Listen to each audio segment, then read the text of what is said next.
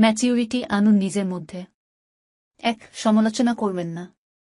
এটা আপনাকে ব্যক্তিত্বহীন করে তুলবে। ম্যাচিউর মানুষ কখনো অন্যের সমালোচনা করেন না। ২. তর্ক করবেন না। তর্ক করলে আপনাকে হারতে হবে, না হলে সম্পর্ক হারাতে হবে। তাই একজন ম্যাচিউর মানুষ কখনো তর্ক করেন না।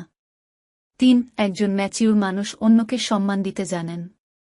তিনি সবসময় আপনাকে মূল্যায়ন করে কথা বলবেন। তিনি কখনো আপনার প্রতি অবহেলা প্রকাশ করবেন না। ৪. একজন ম্যাচিউর মানুষ কখনো বাবা মাকে অসম্মান করেন না। তাদের সাথে সুসম্পর্ক বজায় রাখেন, কারণ তারা বুঝতে পারেন একমাত্র বাবা মা স্বার্থহীনভাবে তাদের জন্য সবকিছু করতে পারে। ৫. একজন ম্যাচিউর মানুষ নিজেকে সময়ের সাথে আপডেট করেন।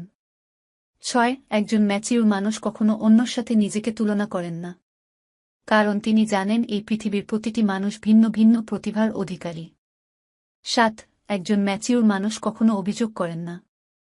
তিনি নিজের ঘাটতিগুলো খুঁজে বের করেন এবং তা পূরণের চেষ্টা করেন, কারণ তিনি জানেন অভিযোগ কখনো সমস্যা সমাধান করে না, তিনি নিজেকে পরিবর্তন করে নেন।